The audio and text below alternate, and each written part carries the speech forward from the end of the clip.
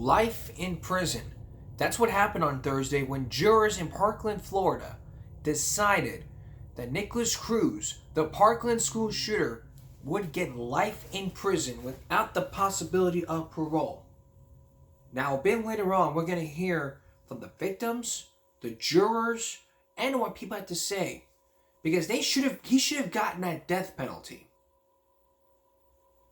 But first, let's take you back 4 years ago. It was 4 years ago that Nicholas Cruz shot up the school.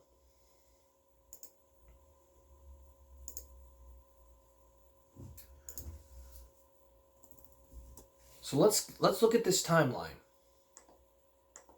from Business Insider and from History.com.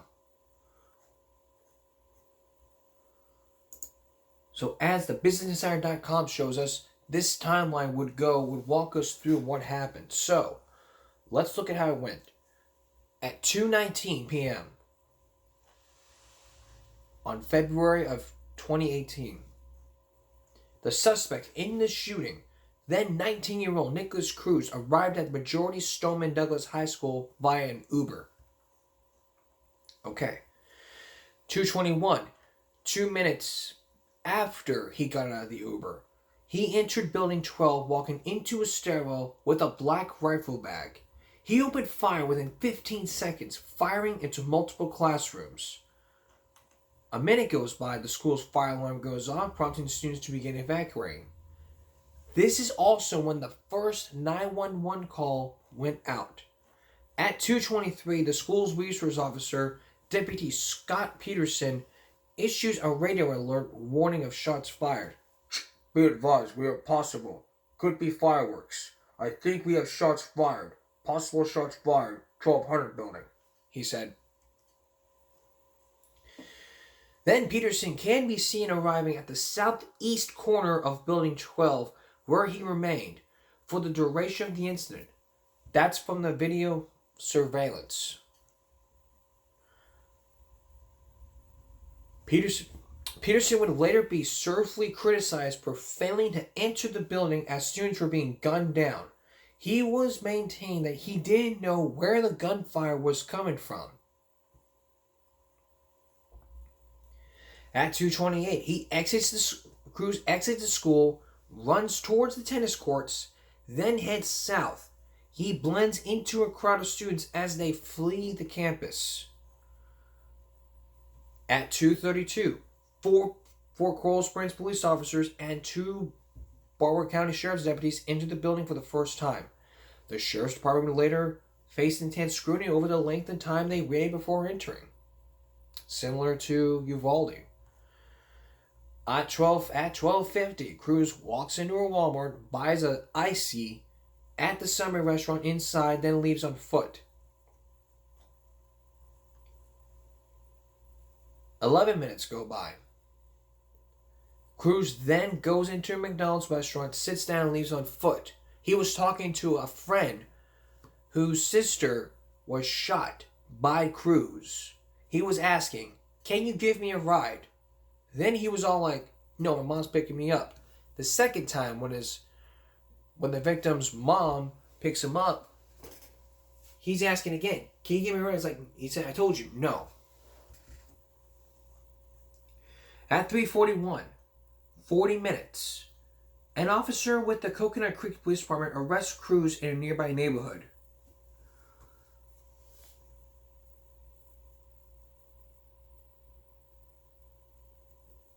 This area right here at 11735 Northwest 47 Drive, that's where he was arrested.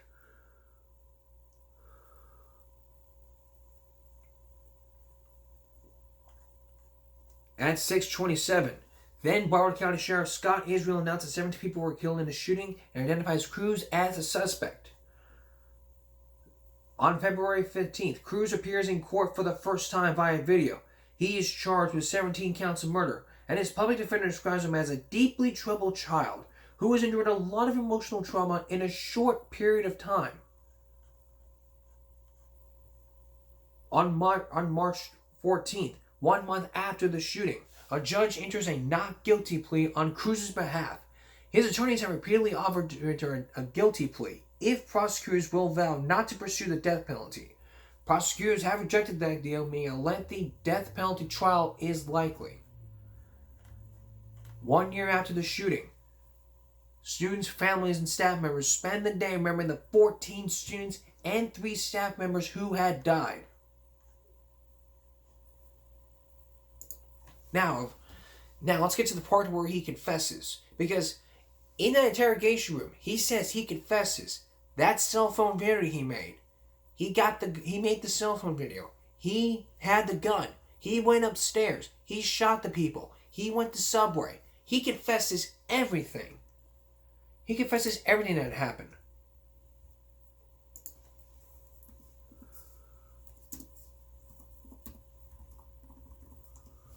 So he confesses. His brother confessed gunning down the 70 people in Parkland. But he's the only family Zach Cruz has left. In the months since, Zach has been orchestrated by the community. Involuntary confined to psychiatric facility, arrested twice, kicked out of the Guardian's home, taken by strangers who moved to 900 miles north of Virginia, and blamed not so much by himself. So, this was all from the Washington Post. All of it from the Washington Post. So, that's what you got. What you got there. Up next, day 1 of that trial. Then later, the victims are outraged after hearing not life in prison. And because of this, a whole half hour is dedicated to that shooting, that trial, that outrage over Nicholas Cruz getting that life sentence. It's a give me a break you will not miss. Before we go on break, I was going to plan on doing that karate bullying thing, but we're going to save that for next week. Because remember, all this month we're doing bullying, and I decided to take a break from that because of what happened. So stay with us. As we continue our Give Me a Break half hour about outrage at Parkland, a look at a 217-page of the interview with Nicholas Cruz. So, let's look at that interview. Few pages we're going to look at. This is from Deputy Greger.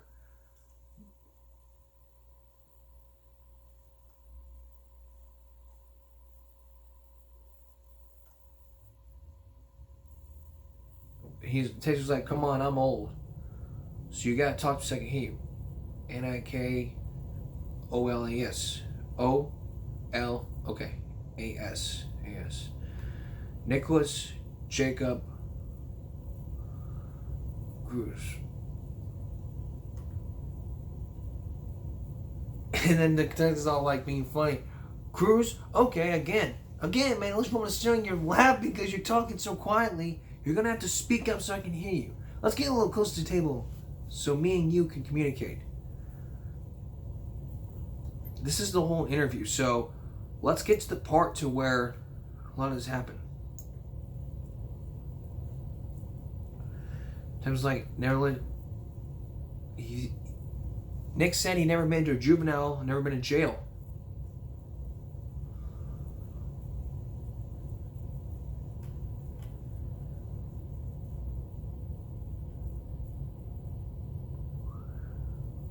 So, all this is happening.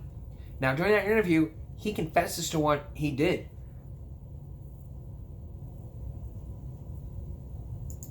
This was the whole interview, 217 pages. So, this was from schoolshootersinfo.info. Oh, it's not what I want. Okay. These are the records from him.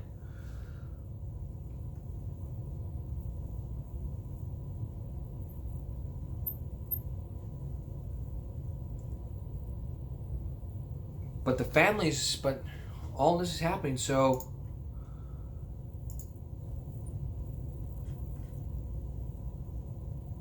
from his interview, he says he confesses. So if he confessed, why would the judge say not guilty? Because in some cases, in this country, you're innocent until proven guilty. And if you confess, that means you're not guilty. Let me give you an example.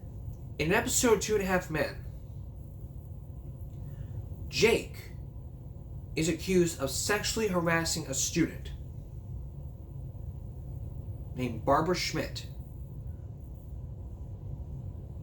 Now he drew the picture and passed it around. He says, well, I only passed it to one person. What happened after that was not my responsibility.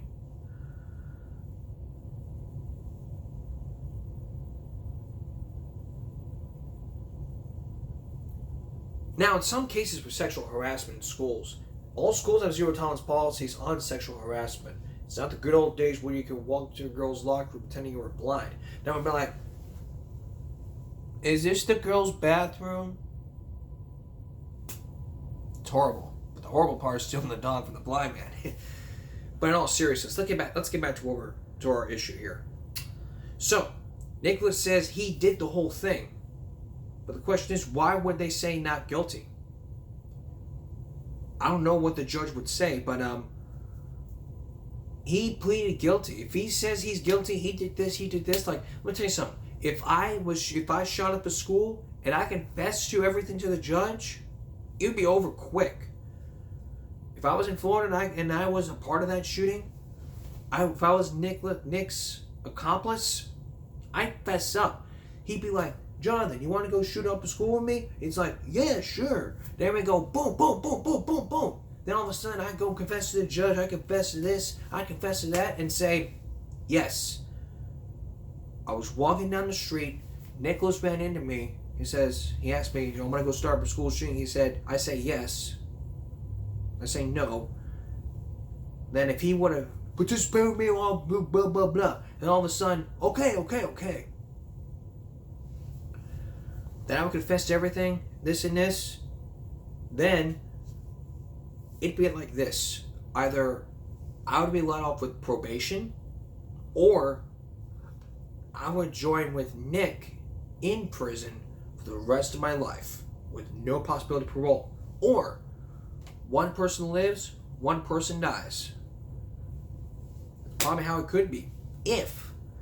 But let's say this is not true, but let's say that scenario was true. And if it did happen, I'd be fired from my job and everything else in between.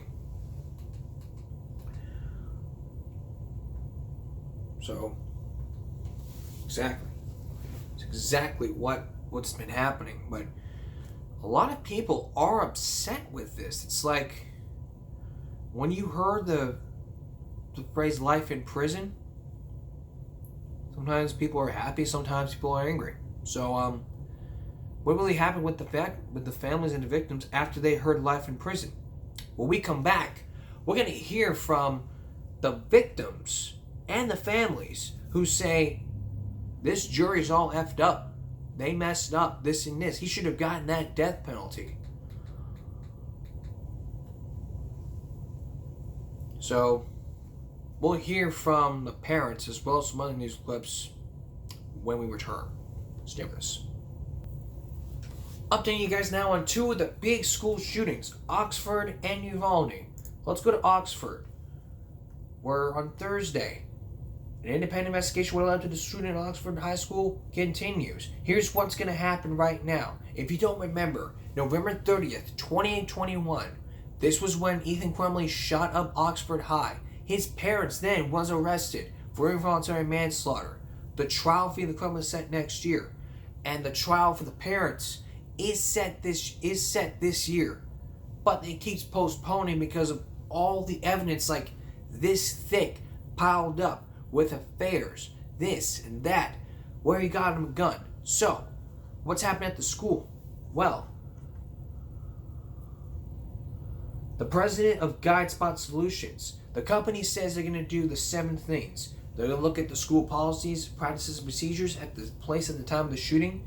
They'll review the shooter's history and evaluate what school officials knew about the shooter before the shooting. They evaluated whether the school staff followed training, whether their actions satisfied applicable laws, regulations, and practices in response to shooter's behavior before the shooting. They review actions and evaluate whether the school staff, school resource officers, and students followed school active shooter policies, procedures, and training during the shooting. Review and access school security measures and the school emergency communication system during the shooting. Review and access the support the school and the district provides students, staff, families along with following the shooting. And post-shooting security review and assessment during assessment, including an evaluation of security improvements and adoption of best practices. Lloyd Borgal, who is a parent and also part of the Change for Oxford group, calling for transparency, says she has her doubts on the transparency part. For 3 days, trauma professionals with the company have been set up in 2 spots to do these interviews. But the goal right now is to have it complete by the end of the year, but delays could happen with criminal proceedings. That means the trial happening this month with the parents, and Ethan's case is next year, so it could happen by the end of the year, which we are 2 months away from the end of the year. So maybe it could happen. We don't know. We'll keep you posted on what's been happening. Now, how about Uvalde?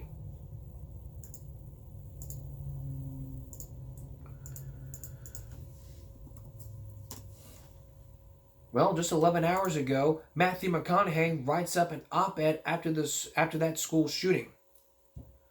He wrote about the Second Amendment rights and the country's gun policy in that op-ed essay that's published by the Esquire this week.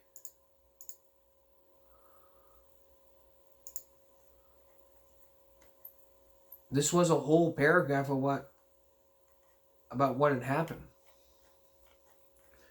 But if you want to read that, you can go to Esquire.com to read all about it. And if you want to catch up on that Uvalde special, just look at the playlist for this episode about the Uvalde incident, and we'll bring you up to speed on what's been going on.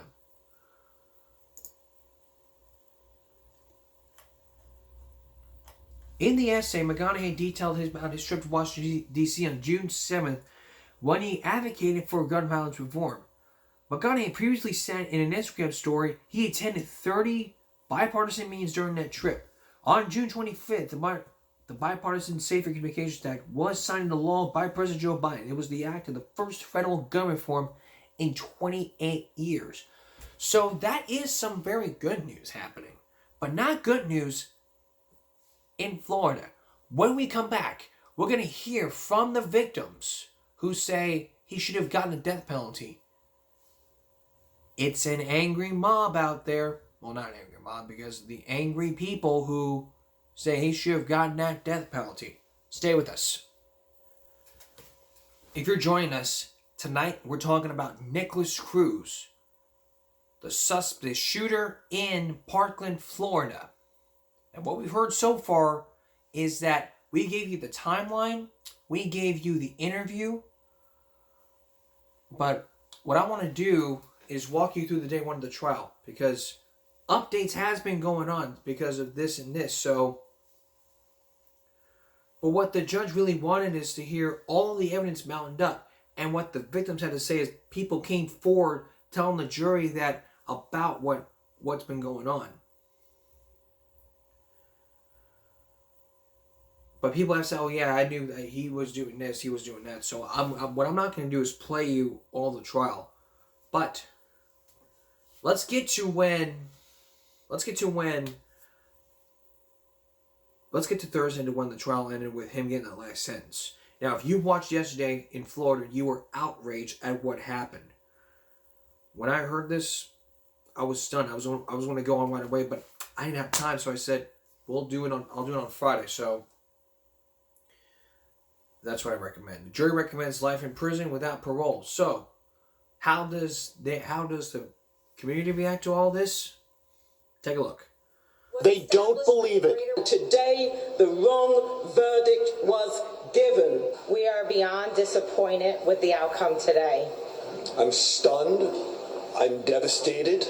Outrage today from the families of the 17 victims of the 2018 Parkland shooting massacre. Today's ruling was yet another gut punch for so many of us. The killer, 24-year-old Nicholas Cruz, was spared the death penalty and was sentenced to life in prison. If not now the death penalty, then when?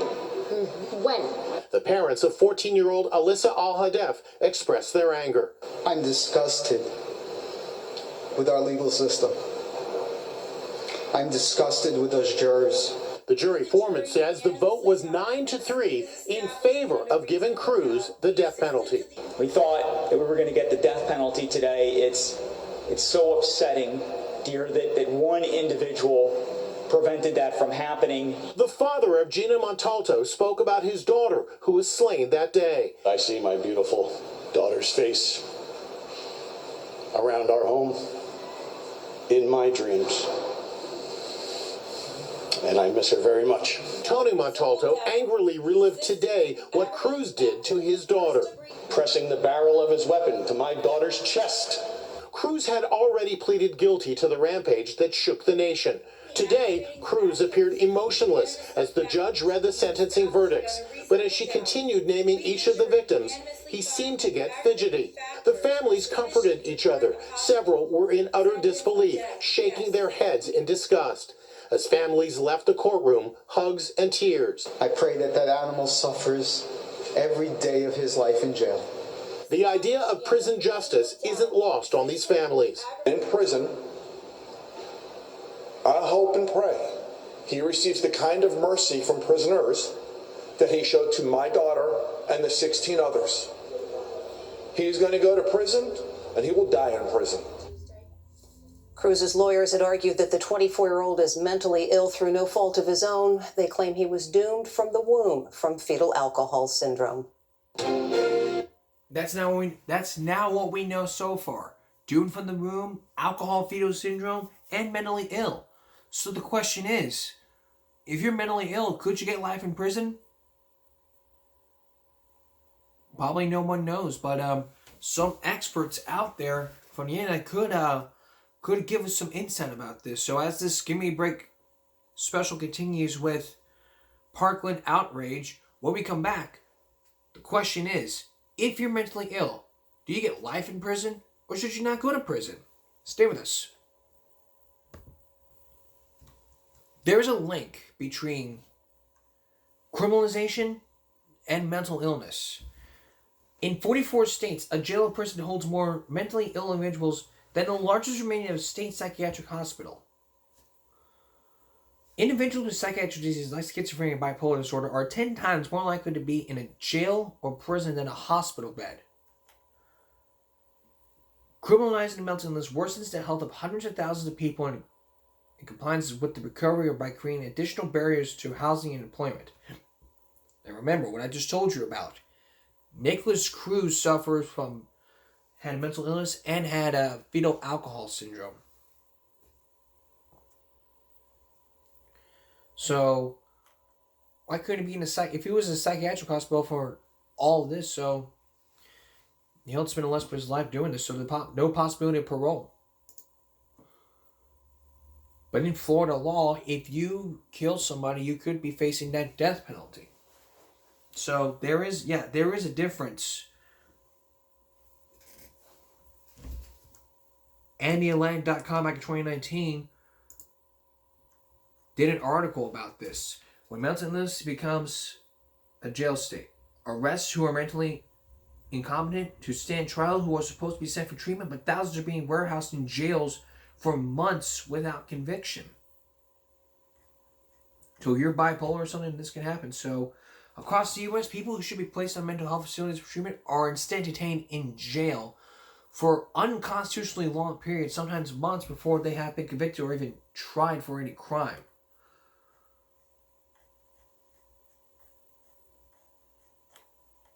In Texas in 2018, the average period that people with mental illness not convicted in a crime were held in jail was 229 days.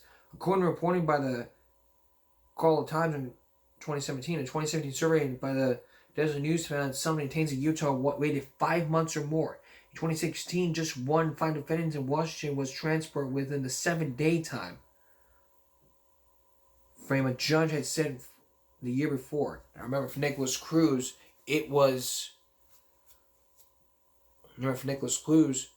it's the sentencing thing started back this year, so probably 3 years. So there was probably something like this. So because we're continuing our half hour about this incident, so let's look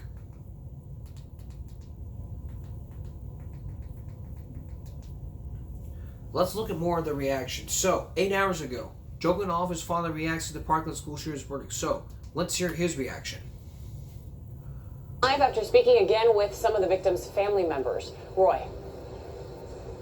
Nicole, and when we spoke with those families yesterday, you could really hear the pain, the frustration, and the anger in their voices as that verdict was read. But now that 24 hours has passed, I can tell you we got a chance to speak to them again today, and you can still hear their confusion as to how a convicted mass murderer will not be receiving the death penalty.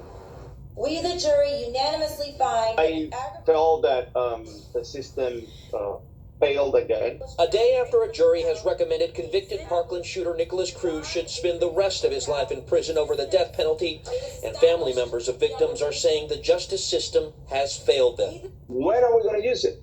What is it that needs to happen? I spoke with Manny Oliver, whose son Joaquin was killed that Valentine's Day in 2018.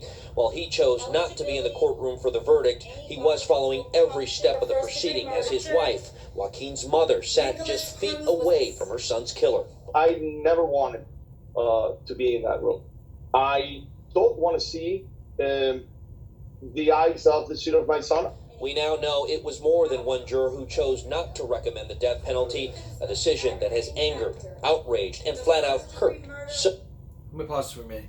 The jury was 9-3. 9 said for life, 3 said for death. So who won here? Life sentence won. But the death penalty lost.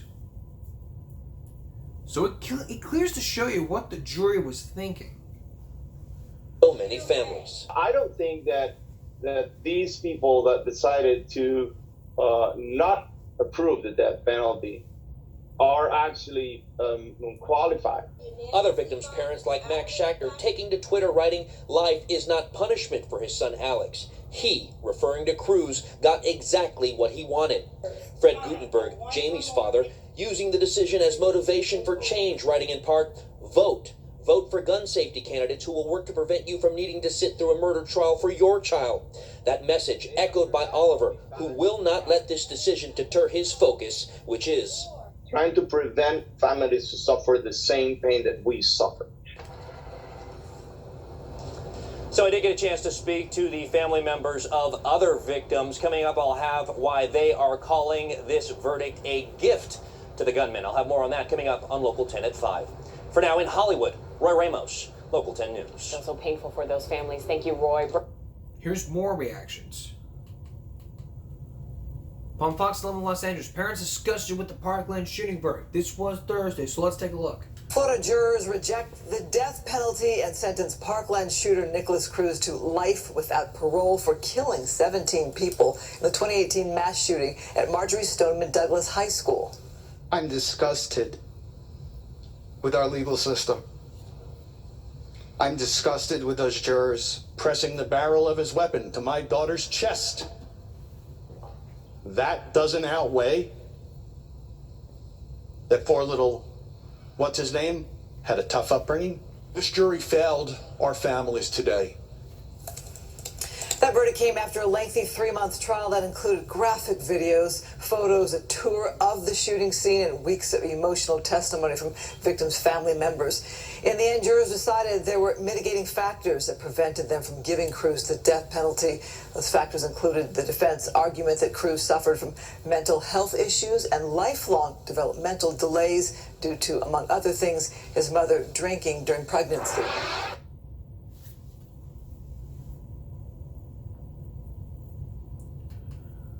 But during the trial, he refused to listen to the audio evidence. He covered his ears and saying, "I don't want to listen to that."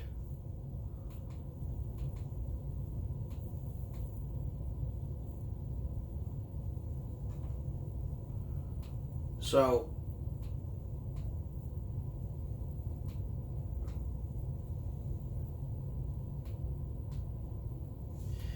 going into that,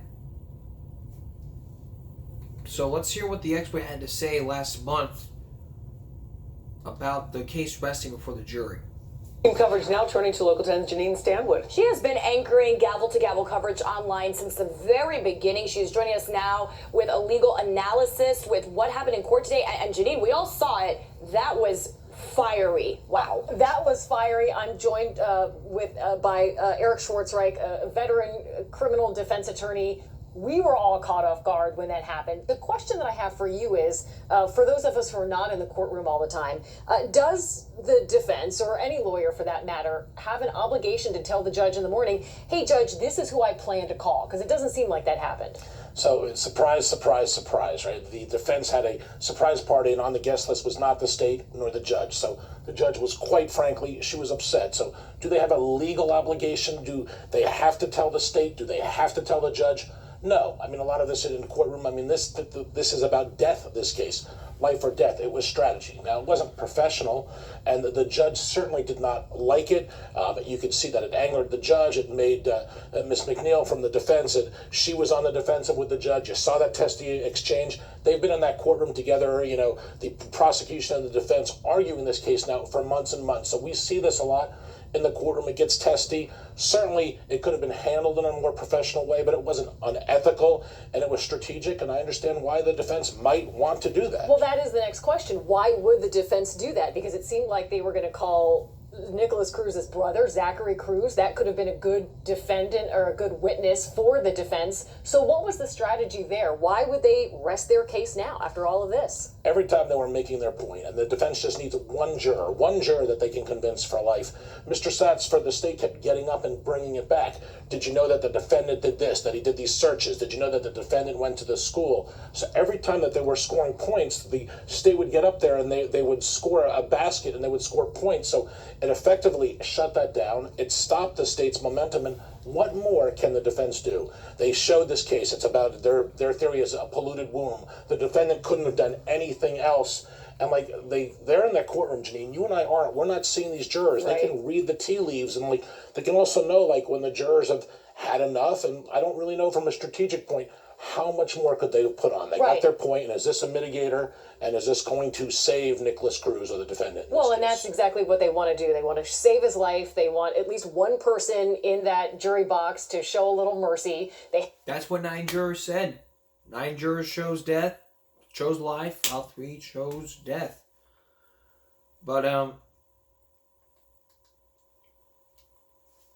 going back to that trial from the same day, they say they want. This is what they say from Law and Crime. They filed a motion to remove judge from the case.